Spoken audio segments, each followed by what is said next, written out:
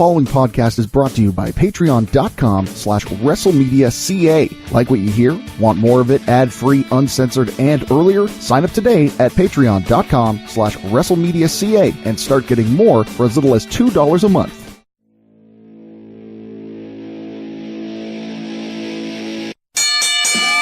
Ladies and gentlemen, it is now time for your main event, where news and opinions on the sport of kings collide. WrestleMedia is proud to present The Wrasslun Show.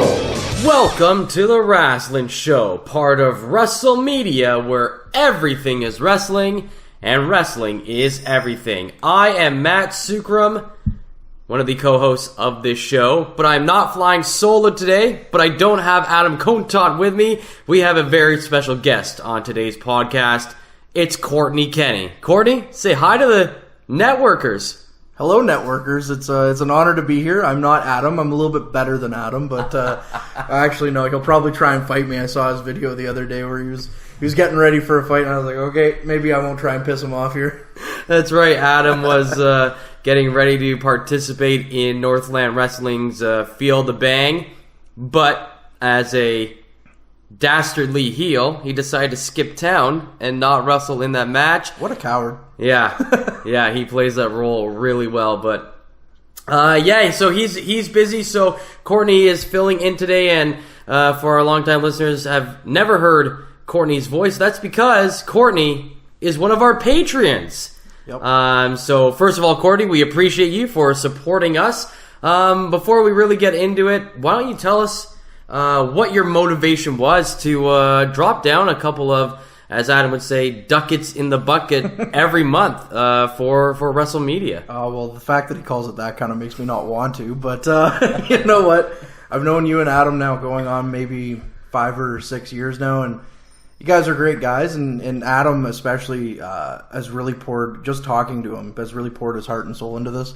So it made sense for me that, hey, if I'm going to help you guys get to your goal, then what's, a couple of bucks a month really to help you guys on your way? And you know what? I got a pretty nice poster out of it, and I get quite a few good exclusives as well. So I mean, hey, it was kind of a bit of a no-brainer, to be honest with you. Well, that's awesome to hear, and we thank you so much for doing that. And if you, the listener, who are listening to this free version of the Wrasslun Show, wants to get in on the action, just head over to WrestleMedia.ca, where we would like you to sign up not only for being a Patreon, but also for our exclusive newsletter. You can just go in there, and as soon as you log on to the website, a message will pop up. You enter your email address, and that newsletter will tell you about everything that we've got going on right here at WrestleMedia. It's got all the updates to all the podcasts we're putting out. It's got all the updates to where we're going to be in the coming weeks.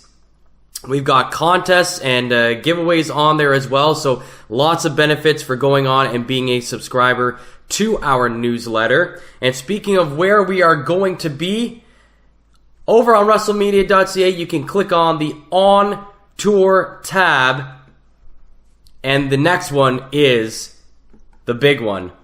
It is June 15th. It is Chinlock Wrestling's Legend Convention, live from the Leon Center in Kingston, Ontario. We've been talking about this for months, and it is almost here, and we are so excited that we are going to be a part of this show. The Legends Convention features a number of WWE Hall of Famers: Bret Hart, Mark Henry, the Mouth of the South, Jimmy Hart will be there. A ton of guys. Billy Gunn is going to be on hand, and then there's a great show lined up afterwards. You can go to chinlockwrestling.com for your tickets for that, and again, we will be there. We'll have a booth set up as part of the Legends Convention. And Adam is then going to be in Renfrew, Ontario on Saturday, June 29th for the Queen Street Entertainment Live Pro Wrestling in Renfrew. You could get your tickets for that as well. You could go to our website. All the information is on there. WrestleMedia.ca really is your one-stop shop for everything we have to offer at WrestleMedia. But you know all about that, Kortney, because you are a Patreon, so you get all of that information basically delivered right to you. You also get email. That's right. You also get tons of perks, including earlier podcasts and longer podcasts. So you get the entire 1 hour show, which not only this week will feature yourself. Yeah, it'll be a little strange. But it's also going to feature extended interviews, as we have been doing that for the last little while. One of the better interviews to come out of our WrestleMedia podcast this week is that the guys over on The Lasting Mark got a chance to talk to Tommy Dreamer, the hardcore legend himself. So again, if you are a Patreon, you would get that entire interview, uncut, uncensored, because it is The Lasting Mark with Mike and Danny. So again, they did a great job with that interview. If you want to hear a little bit about The Lasting Mark, and if you want to hear from Tommy Dreamer, I'd go ahead and sign up for that right now. Later on in our show, Adam is going to have an interview lined up as well.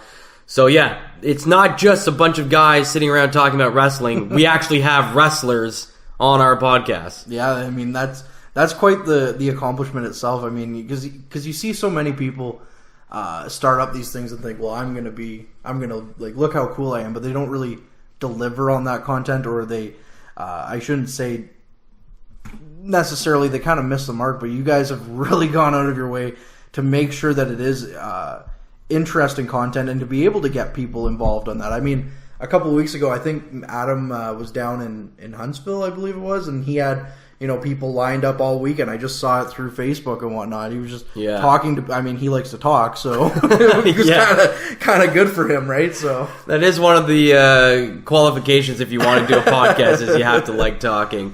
Now, Kortney, your background, you work in radio as well, so. People listening are going, who is this guy, and what does he have any business doing being on a podcast? Yeah, well, right. you know how to broadcast. I don't know. I mean, it's my background. I quite enjoy working in the radio business. We do battalion games together. Some games are really fun, some games not so much, but that's kind of part of it, I suppose. And even writing with Bay Today a little bit as well. So. Some people might not think I'm qualified enough to be filling in for Adam, but you know what? It's an honor to be here. Well, the director Kevin Smith, the guy who made the Clerks movies, the Jay and Silent Bobs, and all that, he just said, "You know what, man? Just if you want to do it, just go and do it. Whether it's you want to make a podcast, just go and do it. You want to make a movie, just grab a camcorder and go and do that." And that's kind of the philosophy that Adam follows, and it's kind of trickled down to all of us here at WrestleMedia. So yeah, that's kind of our message as well, and we hope that comes across that way, and that's why we're pulling you in today, because we want to just go ahead and do it. Yeah. So I mean, the train doesn't stop, not even for superstar diva Adam. I'm just going to be taking shots at Adam this entire time. Apparently. I mean, everybody else on the network does, so you're fitting in quite well. Perfect. So, Kortney, let's talk about your affinity and love for wrestling. Obviously, you're a Patreon for us, which means you kind of at least like the wrestling product. When did you come into it? What were some of your earliest memories? What were some of your biggest highlights as a wrestling fan? Well, really, this is really going back. I can't really pick out one spot, but I can pick out a bunch of people. It goes back to my dad. When he used to come over, he would have wrestling on, and it was kind of father-son bonding time. Let's watch some grown men beat the crap out of each other, like that. What kid wouldn't want to watch that? So a lot of it was that. It was so late 90s, early 2000s. I'm talking, Kane, Undertaker, Triple H, Kurt Angle, Stone Cold Steve Austin. All those guys were at the height of their popularity. It was just around the time I would say The Rock was coming into picture as well. So I remember when he started breaking into movies, I was like, who's this guy think he is, right? Like, he's, he's not The Undertaker. He's not that cool, but I mean, hey, he certainly proved me wrong. But a lot of those memories involved those guys. And really, I just had this thing about, I don't know if it would end up serving me later in life because I gravitated towards the rock band Kiss, but I really enjoyed Kane because of the mask that he wore at the time. So whenever he was on, it was just okay. You know, it's almost like Don Cherry now. Whenever I watch Hockey Night in Canada, it's like, all right, everyone, shut up. God's on. It was kind of like that with when Kane would come on the screen. And Kortney, one of the other things I wanted to get your take on, because I always find this fascinating about people who started watching wrestling in the 90s, late 90s into the early 2000s, is that they had a lot of wacky storylines back then. You know, we could we could touch on the storyline where Trish Stratus was, you know, Vince's, you know, play doll for a while, or you know, you had guys like Kane and Undertaker who are half dead brothers. And, you know, their one guy was like, you know, Paul Bearer was the father, but then not really the father, and then was only the stepdad, or, you know, things like that. And nowadays, it's more about the athletic competition. There's still some goofy storylines here and there, but, you know, there aren't a whole lot of divas having miscarriages in today's wrestling. So just what was your take on that? Anything that sticks out from back in you know, when you watch it, from some of those really unfortunate, dumb storylines that stick out to the way it is now, and whether you like what you saw back then, what you like what you see now?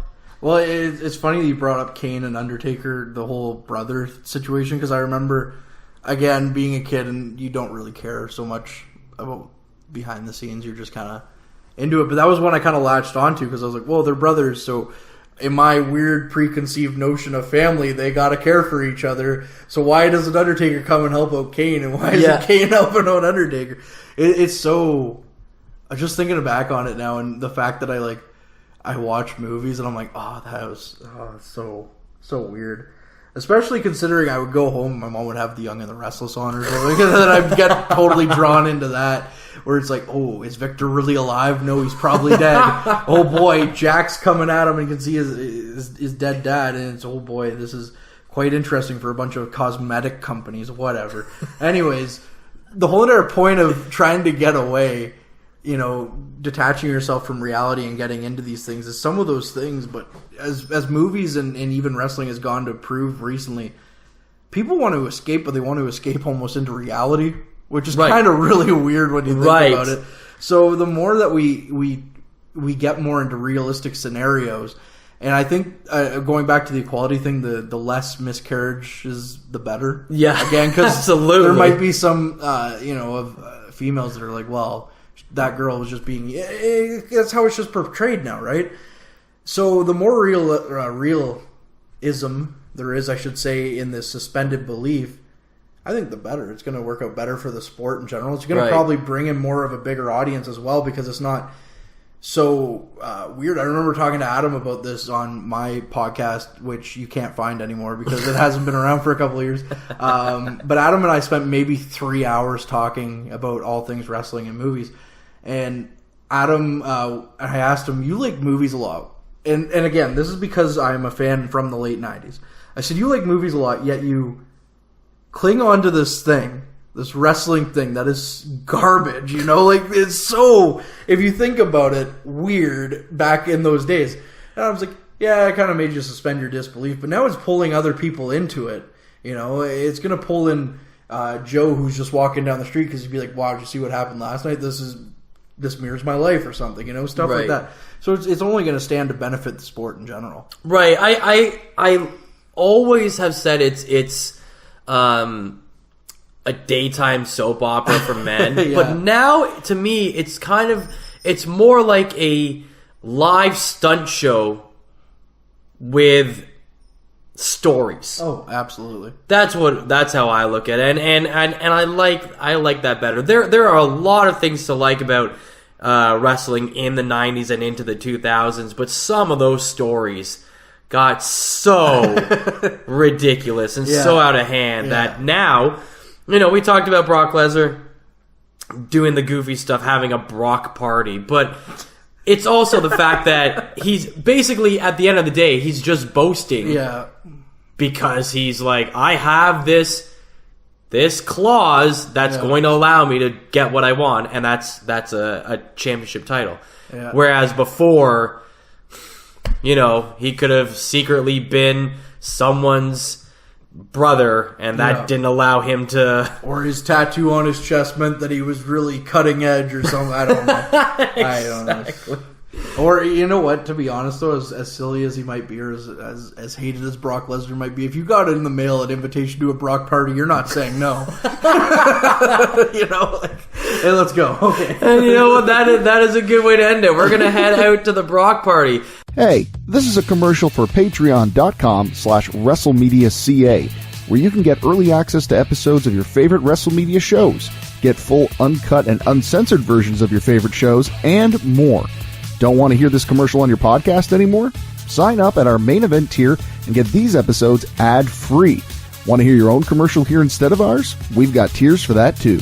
Visit patreon.com/WrestleMedia.ca and join the WrestleMedia revolution today. Kortney, thank you so much for joining me. Before we take off, we're going to send things over to Adam, who did have some time to put together a interview for us. You're going to hear part of this interview if you are listening to the free version. Adam's not entirely useless to this week. That's right. And if you're listening to this on Patreon, here's the entire interview. Very pleased to be joined by another surprise guest that I found walking around here at Cottage Country Comic Con. Matt Lund. Matt, my goodness, I haven't seen you in like forever, man. How you been? I've been doing excellent. I got quite a bit going on right now. I'm heavily involved in politics right now. I've been working, doing some stuff with mixed martial arts. Still doing some stuff, very much on the peripheral of wrestling, but quite a bit of stuff going on quite now. And also being a full-time dad, full-time parent, it's been quite a bit. Tell us, which is worse, politics of government or politics of wrestling? Well, I'd still say wrestling's much worse. Okay, like the politics in wrestling are absolutely insane. Politics and government, there's a line. There's certainly a lot of mess, but there's always professionalism at all levels. You don't even get into politics unless there's a level of professionalism. Sure. So tell us a little bit, for our listeners who may not be familiar, you've done a lot of different things in the wrestling business, so maybe remind them a little bit. Of course, when I was working with you, you had a number of different gimmicks, but I think your most memorable one was you were Doink. You were Doink the Clown. Absolutely, yes. I did that I was Doink for about, I'm going to say 7-8 years. I always tried to say that I was Son of Doink or Doink Jr., something of that nature. Something to avoid copyright infringement. Well, it wasn't even the copyright infringement because I had full permission from, not from WWE. WWE was always a little on the suspect side, but, sure. Like Matt Bourne and Ray Apollo always gave me their full blessing, so I never really had controversy on that side. Sure. But again, I wasn't trying to step on people's toes. It was just one of those situations where, some people just took offense to it, and I didn't want. I always respected the hard-working guys, but at the end of the day, it is an entertainment business, and sometimes you got to just pull the entertainment out. What made you want to do that gimmick specifically, or was it just this idea that it just kind of happened? What's the story? It was not my idea at all. In fact, I was trying to make it as a cowboy. That was my full intention was to be the cowboy. Are you a cowboy in real life? Well, I'm kind of a country boy. Okay, all right. I wouldn't say cowboy, but country boy for sure. The cowboy was the one I was trying to get over, and then the guy that I was being mentored by, he says, "Hey, I got a great opportunity for you. It's more money than you've ever made in your life." At this point, I'm still one of those, low-end $50 a night guys. Right. And this guy's offering me almost $1,000 to wrestle. And I'm like, okay, well, yeah, I could do that. I'll take the money. Yeah, I'd love to. I got into this business because I wanted to make a living. Yeah. And I was like, okay. And they said, you're going to be Doink. I'm like, okay, well, sure, I'll try it out. Have a little fun with it. It's only one weekend. Yeah, why not? Why not? Exactly. So my hotel, trans, everything's covered. Why not? and they were paying for the costume for me to be made. It was a custom costume. I didn't have to pay for the costume or nothing. And pretty sweet gig. The Doink costume is quite expensive. It's a $1,500 costume. Sure, there's a lot of detail in that. So and it's a full bodysuit too. And this is almost 15 years ago. Right, so like this, adjusted for inflation, quite a bit more today. Exactly.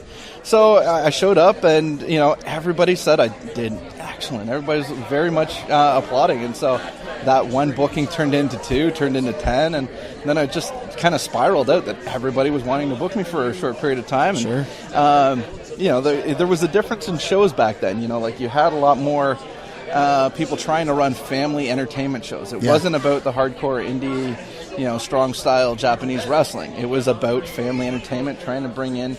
And so some people were trying to capitalize on a pseudo name. I'm not going to deny that. While others were just looking at it as a character that can play an entertaining show. So it worked out. It opened a lot of doors for me down in the States as well. Like that's something that I can never take for granted as well. So. What do you think is the biggest opportunity you ever got because you were playing a Doink character? Because I was playing a Doink character, I got to wrestle Screech on MTV Live. Get out of here. Tell us that story. Come on. I got to wrestle Screech. Well, okay, I shouldn't say. I tagged with Screech on MTV Live. So I should be a little bit more specific about that. Specific. It was a show in Toronto. I got to, and actually the $1 Million Man, it was a 6-man tag. It was myself, Bushwhacker Luke, and Screech, managed by the $1 Million Man Ted DiBiase. Wow. Going against Virgil, Sheena Snively, who was a host of MTV Live, and Sean Magan. What a motley crew. Now, was this for an indie show, or was this something that MTV was taping? It was kind of a mix of both. Oh, okay. It was a show that so it was aired footage that was airing on MTV Live, and they booked an independent show around it. Right. And yeah, it was excellent. I'll still hold that as one of my favorite moments. Had a great night. Screech was awesome. Spent the weekend with him. I'm surprised how much the ladies liked him that weekend. Really? You would never think. He's like, I'm Screech. I can do whatever I want. So all that controversy surrounding him and some of his, let's say, recreational activities, that's a shoot. Well, I can't speak in certain circles, but I can say for that weekend in Toronto, it was quite something watching him play the field. But yeah, I love that, and I've always loved working for the Magnan Boys. I don't think any promoter in Ontario fundamentally understood the entertainment and the family value of professional wrestling as much as the Magnan Boys. I always loved working their shows, always had a great time. Some of the most unique experiences of my life. Like, I did a match not the last show I did for them, but I think it was the second or third last show that I did for the Magnan Boys.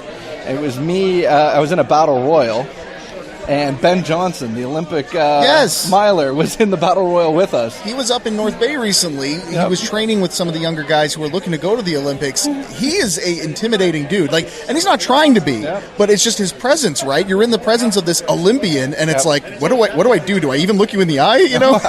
I know. And, actually, I got to tell you, another fun story I had with the Magnan Boys was Jean Magan was having a bachelor party for when he got married, and part of his bachelor party was to have a wrestling show. Of course it was, yes. Yeah. So who did he invite to be part of his bachelor show? Of course, he's got the Iron Sheik there. And then he's also got Jose Canseco, my favorite baseball player from when I was a kid.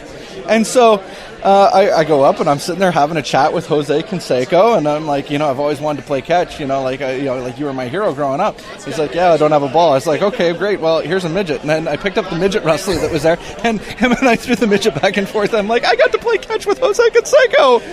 Only in the world of wrestling, man. Only in the world of wrestling. Only in the world of wrestling can you say that story, and I'd be like, yeah, it makes sense. Checks out. Yeah. Probably makes sense. It was, little Bruce. He was playing Dink that night, so. So you had a chance to work with him. Right? Exactly. Perfect. So, but yeah, no, so there's been so many fun activities with it, and I just say that Doink opened a lot of doors for me, but again, that was not what I was trying to be remembered for in wrestling. It was just something that happened, but I loved it. What did you want to be remembered for then? Honestly, I always really wanted to be in the creative end. I wanted to be somebody to help develop characters, develop creative. You were more interested in the business side. I was, and I would have loved to have had that opportunity. And the problem with that is that, again, that's where politics comes in, and dirty, nasty politics comes into wrestling. And then I had an opportunity. I actually interviewed for creative at one point with WWE. Really? Yeah, Michael Hayes kind of shut that down pretty quickly. Well, how did that happen? It was the wrong time. So it was WrestleMania 26 weekend, and we're at the WrestleMania 26 after party. And This is out in Phoenix. Out in Phoenix, that's right. And I got told by Ranjin Singh that I'd spent the better part of the afternoon on the Saturday of WrestleMania weekend with Ranjin Singh. He's Dave Kapoor. He's now one of the executives in creative for WWE. Right. He was the manager of the Great Khali. So him and I got to chatting. He's like, "Yeah, no, dude, you'd fit in well here. Everything's great, but it's Michael Hayes you got to consider." And so basically, I shouldn't say interviewed. I guess that's the wrong term. But basically, I had gone through the process of talking to the office staff at WrestleMania weekend. I'd gone through pretty much all the people that would basically okay it, and it was Michael Hayes that would have the last kind of decision. So I had two opportunities to go talk to Michael Hayes, and I picked the wrong one. It was the opportunity that I could have gone and had breakfast with him at Starbucks, right? Or I could have waited, or the after party when everybody's drinking. I waited till the after party because I figured he was probably too stressed out right before WrestleMania to worry about me. Always go with food, man. Always go with food. So, there's food at the after party, but yeah, but nobody's eating at that thing. Come on, let's be honest. So I picked my wrong moment, and Michael Hayes just kind of not here, not now, not ever. John Laurinaitis invited me to come back to Raw and talk to him, and try it again. Yeah. And then that's a whole other story. I don't want to be starting heat off of that, but there was there was another guy I was with there that kind of basically got us thrown out of Raw. Do you ever think that you'll either A, step back in the ring, or B, put on shows again? Or is that time in your life kind of over? Well, I got a nice 18-month-old baby here with me, and there's a part of me that would certainly love to be able to wrestle for him at some point. Sure, of course. And if I take that aspect out of it, I'd say there's no chance I'd ever get back in the ring again. But maybe for your kid. Maybe for my son I might do it just because it depends. If he has no interest in wrestling, sure, and I'm not going to force it on him. If he finds wrestling and falls in love with it, then I'm going to harness that and I'm going to try to help him with it and whatever. Sure. But if he doesn't find it, no, so be it. It's not his thing, right? If it's not his thing, I'm not going to push it on him. But if he gets to be 6-7 years old and he wants to, he's really into it, I would try to get myself into at least a decent enough shape to have a tag match or something like that.